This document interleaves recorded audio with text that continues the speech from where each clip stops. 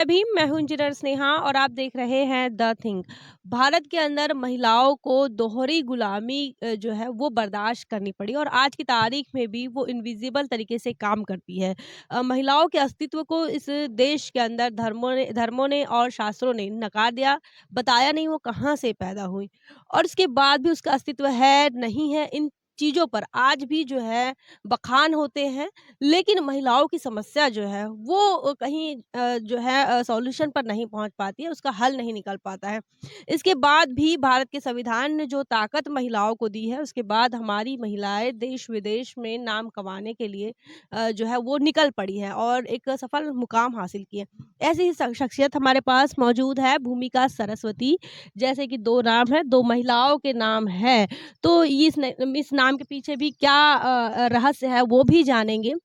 और सबसे पहले इन्होंने जो मुकाम हासिल किया है पत्रकारिता के क्षेत्र में, क्योंकि काफ़ी कम उम्र है आपकी और काफ़ी कम उम्र में आप इंटरनेशनल ऑर्गेनाइजेशंस के लिए लिखती हैं और महिलाओं के इश्यू को भी छूती है और अभी आप जिस पर काम कर रही हैं ट्राइबल लैंग्वेज को, क्योंकि उस लैंग्वेज का तो अभी लिपि भी नहीं है, उस पर आप काम कर रही हैं। तो कैसे सोचा आपने इस क्षेत्र में आने का? जर्नलिज्म में हाँ। जय सावित्री जय भीम। पहली चीज़ ये कि मुझे हमेशा स्नेहा से बात करके बहुत खुशी होती है, मतलब स्नेहा से बात करके खुद बहुत मोटिवेशन मिलती है क्योंकि ऐसी जर्नलिस्ट भी है यहाँ। तो मैं हमेशा बहुत मोटिवेशन लेती हूँ आपसे, पहली चीज़ ये। दूसरी चीज़, जर्नलिज्म में कैसे कैसे आना आना हुआ। मुझे लगता है कि पहली चीज़ ये कि मेरी मेरी मदर एक सिंगल पेरेंट है, मतलब मेरी सिर्फ माँ है। और उन्होंने बचपन से ही एक अच्छे स्कूल में बहुत मेहनत करके पढ़ाया।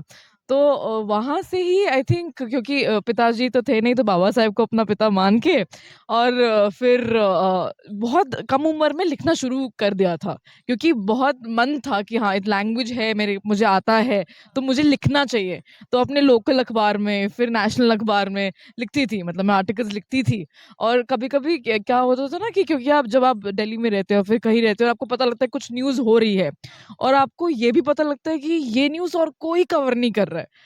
तो आप जाते हो, जैसे मुझे कभी-कभी अपने लिए ऐसा लगता था कि मैं उस टाइम पे एक एक्सीडेंटल जर्नलिस्ट बन गई थी, क्योंकि जब मैं कॉलेज में थी, मतलब बिल्कुल कॉलेज में आई क्या थी। क्या उम्र होगी? आई थिंक 17 साल की होंगी मैं। जब और तब तक मैं थोड़े आर्टिकल्स लिख चुकी थी और मैं गई थी किसी से मिलने और वहाँ जाके मुझे पता लगा कि 92 लोग बंधुआ मजदूर, मतलब उनको थे, मतलब उनको ट्रैफिक करके ले जाया गया था यूपी से, छत्तीसगढ़ से जम्मू में, और उनको वहाँ पे उनसे काम करवाया जा रहा था बिना पैसों के। और मतलब बिल्कुल ट्रैफिक करके उनको रखा गया था और उनको बचा के लाए थे दिल्ली में। बंधुआ मज़दूर, ये जो कांसेप्ट है आज आज़ाद भारत में मतलब आज भी मतलब आपको देखने को मिल रहा है और आप उस इश्यू पर काम भी कर चुकी हैं। तो आपको आपका उम्र भी काफ़ी कम रहा, तो ये समझ कैसे बनी कि ये चीज़ सही है, ये गलत है, इस पर काम करना चाहिए, इस पर आवाज़ उठानी चाहिए? मुझे लगता है कि बचपन से जब इंसान पैदा होता है ना, उसको एक सही गलत की पहचान होती ही है। जैसे-जैसे वो बड़ा होता है, वो पहचान तब करप्ट होती जाती है, नहीं तो बचपन से इंसान को पता होता है कि ये देख के ही पता लगता है कि ये गलत है। किसी का बंधुआ मजदूर बनना या फिर किसी को सैलरी ना मिलना अपने काम की, वो तो गलत ही है। और जब वो 92 लोग थे, उसमें से औरतें भी थी और बच्चे भी थी, और उसमें से वो और मतलब उन औरतों को मारा-पीटा जाता था जहाँ पे वो काम करते थे, तो वो सब रियलिटी देख के आपको पता है कि ये गलत है। और वहाँ पे और कोई पत्रकार मौजूद ही नहीं था। मतलब मुझे पता था कि अगर मैं इस बारे में अब भी नहीं लिखूँगी तो शायद ये कभी नहीं लिखा जाएगा। अगर हिस्ट्री में कोई रिकॉर्ड नहीं हो कि ये 92 लोग जो मतलब फुल फ्लेज इंसान है हमारी तरह, आपकी तरह, वो लोग को बंधुआ मजदूर बनाया गया इतने टाइम के लिए। तो वो लिखना ज़रूरी हो गया। तो आई थिंक मेरी वहाँ से मेरी मेरी पत्रिका की जर्नी और थोड़ी वैसी हो गई कि ये स्टोरी मुझे रियलाइज़ हुआ कि बाकी जो स्टोरी जो सब लोग बता रहे हैं वो बताओ। मतलब जैसे अगर और कोई कुछ कर रहे हैं तो मेरे को खुशी होती है कि चलो बाकी लोग रिपोर्ट कर रहे हैं। जो चीज़ नहीं रिपोर्ट हो रही है, और वो मुझे लगता है कि वो वाला टॉपिक शायद मैं करने के काबिल हूँ। एंड आई थिंक वो हमारे लिए ईज़ी भी हो पाता है, क्योंकि आई थिंक हम, जैसे आप भी और मैं भी, एक तो हम एक तो हम एक औरत है और हम में वो सेंसिटिविटी है कि हम औरतों से भी जाके बैठकर घंटों बैठकर बात कर कर समझ कर आर्टिकल लिख सकते हैं या फिर रिकॉर्ड कर सकते हैं, वो हमें बता पाते हैं। दूसरी चीज़ ये भी मतलब जैसे हम लोग भी एक सर्टेन कास्ट से आते हैं तो हमें वो वाली रियलिटीज़ भी पता है। जैसे मेरी माँ भी एक सिंगल पेरेंट है। आपका जो नाम है कि एक भूमिका है, एक सरस्वती है, तो सरस्वती क्या आपकी मम्मी का नाम है? जी, तो मेरी मम्मा ने जब हम स्कूल में थे, तो मेरी माँ ने मतलब मेरे पेरेंट्स ने हमारा नाम का सरनेम चेंज किया था। उन्होंने जैसे मतलब जैसे कास्टिज़्म रियलिटी है एक इंडिया की, तो जो हमारे पेरेंट्स ने फेस किया ताकि वो हम ना फेस करें, उन्होंने मेरी मॉम ने मुझे 2 नाम दे दिए। एक मेरा फर्स्ट नेम भूमिका है और सेकंड नेम सरस्वती। उन्होंने मतलब विद्या मतलब Saraswati as a symbol of मतलब विज़डम या एजुकेशन उन्होंने सरस्वती मेरे नाम के पीछे डाल दिया ताकि कास्ट हट जाए या फिर कास्ट का वो ना। पता ना चले। हाँ, मतलब ताकि हमें सर्वाइवल करने के लिए मुश्किल ना हो, ताकि हमें स्कूल में दिक्कत ना हो, ताकि हमें आगे कोई हमसे ये ना पूछे, "ओ तुम तो ये हो।" तो मेरी माँ नहीं चाहती थी कि ऐसा हो, तो मेरी माँ ने अपने तरीके से वो इरेडिकेट करने की कोशिश करी। अब सिंगल पेरेंट रही आपकी मम्मा, तो फिर आपका जो बचपन है, उसमें भी काफ़ी आपको कई बार लगा होगा कि जब दूसरे बच्चे होते हैं, तो उनके पेरेंट्स होते हैं और हमारे पेरेंट्स के जब बारी आती है, तो सिंगल पेरेंट्स होते हैं। तो इस बात को लेकर कभी आपने सोचा इस पर? जी, मैंने स्टार्टिंग में काफ़ी सोचा। ऑनेस्टली बोलूँगी मुझे स्टार्टिंग में काफ़ी ऐसा लगता था कि बाकी लोगों के पास वो एडवांटेज है कि उनके पास 2 पेरेंट्स हैं। तो उनके पास उनकी मम्मा उनके साथ होती है, उनके फादर अर्न करते हैं, तो वो एक एडवांटेज पे थे हमेशा से बाकी बाकी बच्चे। लेकिन मुझे ऐसा लगता है अब मैं वापस मतलब डिसएडवांटेज भी होते हैं, डिसएडवांटेज भी होते हैं। तो मैं एडवांटेज ज़्यादा समझती हूँ कि क्योंकि मुझे सिर्फ़ मेरी माँ ने पाला है, तो आई थिंक मैं मुझे पैट्रियार्की से हट के एक एक वो जीवन मिला है। जैसे क्योंकि हमारे पापा नहीं थे तो हमें सब कुछ खुद करना पड़ा। घर का बल्ब भी लगा रहे हैं तो खुद लगा रहे हैं। अपना कॉलेज का फॉर्म भी भर रहे हैं तो खुद भर रहे हैं क्योंकि मम्मी बिज़ी है, पैसे कमाने में या फिर आपको पढ़ाने में बिज़ी है। तो हमने सारी चीज़ें खुद ही करी है। तो हमारे ऊपर वो मे और मेरी मॉम भी काफ़ी मतलब अम्बेडकर खुले ख़यालात की हैं, प्रोग्रेसिव है मेरी मम्मा भी। तो उन्होंने भी बिल्कुल हमें वो छूट दी कि तुम तो इसलिए आई थिंक रिपोर्ट इसलिए भी मुझे लगता है मैं चीज़ें कम एज पे कर पाई क्योंकि मैं जा पाती थी रात में भी रिपोर्टिंग करने, मैं दिन में भी जा पाती थी। मतलब मुझे लगता है एक माँ जब आपको पालती है ना और खुली तरीके से पालती है, आप बहुत स्ट्रॉन्ग बन के आते हो। जब आप पे वो बंदिशें नहीं लगती है, जो एक पैट्रियार्कल सेटअप में लगती है कि नहीं 7 बजे आ जाओ, नहीं ये नहीं पहनना है, वो नहीं पहनना है। आई थिंक वो सबसे आगे हम निकल चुके थे। क्योंकि हमें पता था कि हमारी दिक्कतें या हमारी लड़ाई बाकी सबसे ज़्यादा है। क्योंकि हमें हमारे पैसे भी खुद कमाने हैं, कॉलेज की फीस भी खुद देनी है, सब कुछ खुद करना है। तो हम सोसाइटी की बात नहीं सुन सकते। तो हम ऐसी पोज़ीशन पे नहीं है कि सोसाइटी कुछ बोले और हम मान लें कि हाँ भैया ये सही है। नहीं, हमारा साथ कभी मतलब बाकी लोगों ने नहीं दिया था ना, अपना साथ आप खुद ही देते हो। घर परिवार सँभालने के लिए मम्मी जॉब करती थी, क्या करते थे मम्मी? मेरी मम्मा एक बाय प्रोफ़ेशन एक वकील हैं। तो तो अभी मम्मा मतलब अभी थोड़ा सोशल काम ही करती हैं। लेकिन उस समय मम्मा कोर्ट जाते थे। तो वो हाँ, प्रैक्टिस करते थे। फिर उसके बाद आपको भी कभी लगा कि आर्थिक संकटों का सामना करना पड़ेगा तो या फिर मुझे भी काम करना चाहिए, ऐसा कभी आपको महसूस हुआ? जी, ऐसा तो स्टार्टिंग से पता ही था, क्योंकि मेरी माँ भी 50 से ज़्यादा उम्र की हैं और आपको पता भी है कि वो मतलब वो आपको रियलाइज़ होता है और आप में वो सेंसिटिविटी भी होती है कि आप नहीं चाहोगे कोई और अपने आप को ज़्यादा पुश करे। तो उन्होंने स्कूल तक किया और इतने अच्छे स्कूल में पढ़ाया कि हम इंग्लिश सीख पाएँ, जिसकी लैंग्वेज में आज इंटरनेशनली हमारे इश्यूज़ को रख पाती हूँ। वो इसलिए हो पाया क्योंकि माँ ने हमें अच्छे स्कूल में पढ़ाया एंड आई थिंक वहाँ तक बहुत बहुत अच्छा उनका वो योगदान रहा, वो आगे भी करना चाहती है लेकिन मुझे लगता है कि उसके स्कूल के बाद से मैं अपना खुद का इकोनॉमिकली करना शुरू हो गई थी और अब मैं बहुत खुशी-खुशी घर पे भी मतलब हेल्प करती हूँ और हाँ। जैसे अभी आपका नाम तो जैसे भूमिका सरस्वती है, नहीं समझ आता है कि कौन से कास्ट से, लेकिन फिर भी क्या कभी आपको कास्टिज़्म का ऐसा कोई अनुभव आया है?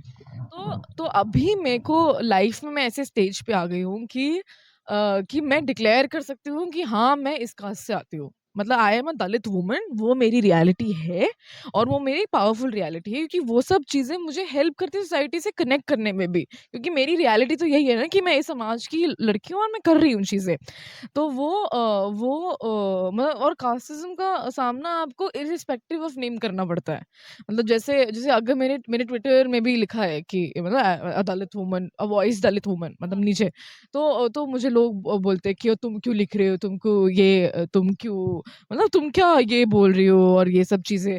तो मतलब ये भी नहीं, मतलब जब आप ऑफ़िसेज़ में भी काम करते हो, इवन इंटरनेशनल ऑर्गनाइज़ेशंस में भी या फिर कहीं पे भी काम करते हो, तो आई थिंक वहाँ पे भी जब आप दलित समुदाय से लेके कुछ आइडियाज़ प्रमोट करते हो, फिर बोलते हो कि मुझे इस आइडिया पे बात करनी है, तो आपको बार-बार ये टर्म कर दिया जाता है कि ओह! तुम दलित जर्नलिस्ट हो क्या? तुम्हें सिर्फ़ हाँ, मतलब तुम इतना रेडिकली ये क्यों कर रहे हो?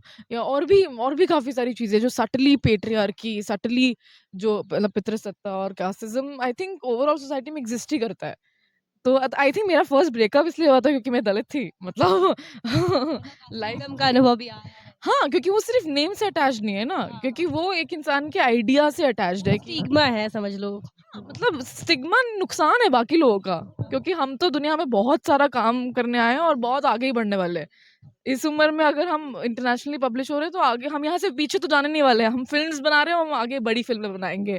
आप फ़िल्मों में भी काम करती हैं, फ़िल्मों पर काम करती हैं, ड फ़िल्में बनाती हैं। अभी रिसेंटली किस प्रोजेक्ट पर काम हो रहा है या इंटरनेशनल ऑर्गनाइज़ेशन के साथ काम कर रही हैं? तो क्या रिसेंटली हमको आपके प्रोजेक्ट में देखने को मिलेगा आने वाले समय में? जी, तो अभी आई थिंक मेरा लास्ट फ़िल्म जो था वो सेक्स वर्कर्स पे था। मैं मतलब दिल्ली में तो मैं सेक्स वर्कर का ब इक्वेशन एज़ सिंगल मदर्स और उनके बच्चों के साथ समझने की कोशिश कर रही थी। जो जो दिल्ली में जीबी रोड है, वहाँ पे जो 2000 सेक्स वर्कर्स हैं, वो वहाँ कैसे आई? वो ट्रैफ़िक की गई है, वो ज़्यादातर औरतें मार्जिनलाइज़ कम्युनिटीज़ की हैं। तो वो फ़िल्म है, वो फ़िल्म रिसेंटली आई थी, यूट्यूब पे है, 13 मिनट की डॉक्यूमेंट्री फ़िल्म है। अभी मैं वही वैसे ही टॉपिक्स जो बाकी लोग सेंसिटिवली नहीं उठा पाते हैं, या फिर तो मेरी फ़िल्म में किसी का भी शक्ल नहीं दिख रही है।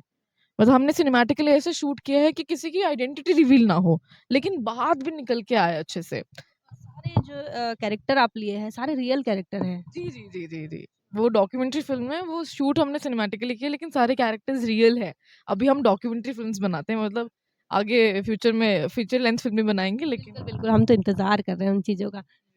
और जैसे अभी आप कह रही थी कि आप हल्बा और गोंडी लैंग्वेज को इंटरनेशनली प्रोजेक्ट करने के लिए भी काम कर रही हैं। वो क्या इश्यू है? क्योंकि हम जिस क्षेत्र से आते हैं वो जो ट्राइबल एरिया है और काफ़ी पिछड़ापन है ट्राइबल कम्युनिटी में और सरकार की भी मार पड़ती है, सामाजिक मार भी पड़ रही है आदिवासी को। और आप उस पर क्या काम कर रही है? कैसे काम कर रही है? क्या काम है आपका? जी, तो मैं रिसेंटली एक प्रोजेक्ट के लिए गई थी छत्तीसगढ़ में, तो वहाँ मुझे काफ़ी अमेज़िंग औरतों से, काफ़ी अमेज़िंग लोगों से, काफ़ी पावरफुल ट्राइबल कम्युनिटी से भी मिलने का मौका मिला। सोनी सूरी जी उनमें से एक थी, जिनसे मैं काफ़ी इंस्पायर्ड हूँ और वो काफ़ी काम कर रहे हैं। वहाँ पे मुझे दादा जोकाल करके एक इंसान है जो गोंडी और हल्बी लैंग्वेजेज़ को ट्रांसलेट करते हैं इंग्लिश और हिंदी में, और एजुकेशन को एक्सेसिबल बनाते हैं गोंडी और हल्बी लैंग्वेज में। तो मैं उनसे मिली और मुझे रियलाइज़ हुआ कि उनके नेशनली या इंटरनेशनली कोई आर्टिकल्स ही नहीं है, उनके बारे में कोई एक्नॉलेजमेंट ही नहीं है, ऑल्दो ये कितना इम्पोर्टेंट काम है। तो मैं वही अभी इंग्लिश लैंग्वेज में इंटरनेशनल न्यूज़पेपर के लिए वो आर्टिकल्स लिख रही हूँ, ताकि कि वो एक्नॉलेजमेंट उनको मिले कि ये काम वो कर रहे हैं, तो उसके उस रिगार्डिंग है वो आर्टिकल। तो बहुत-बहुत धन्यवाद हमारे साथ ही भूमिका सरस्वती और इनके काम की सराहना जितनी की जाए, वो कम है। क्योंकि वो एक सिंगल पैरेंट से उनका जो है पालन-पोषण हुआ है और उसके बाद मतलब उनका बचपन भी संघर्ष में रहा होगा और उनका आज की तारीख में भी वो संघर्ष कर रही है क्योंकि चुनौतियों से भरी तो ज़िंदगी है ही, एक दलित वुमन का हो। तो हम और इंटरनेशनली भी काम कर रहे हैं, तो कई बार जो जो जाति का फैक्टर है वो भी काम करता है और एक वुमन का फैक्टर है वो भी काम करता है। उसके बाद भी तमाम चीज़ों को चीरते हुए वो अपने मुकाम को हासिल कर रही है। इन आपको बहुत-बहुत बधाई आने वाले समय के लिए और आप और भी ऊ ऊँचे ऊँचे शिखरों पर पहुँचे और भी सफलता की मंजिलों को छुए यही हमारी कामना है। आप इनके बारे में क्या सोचते हैं? कमेंट सेक्शन में ज़रूर बताएँ। बने रहें द थिंक पर। जय भीम, जय भारत। बहुजन विचारधारा को घर-घर तक पहुंचाने के लिए हमारे YouTube चैनल को सब्सक्राइब करें, लाइक करें, कमेंट करें, शेयर करें और बेल आइकन की घंटी दबाना ना भूलें।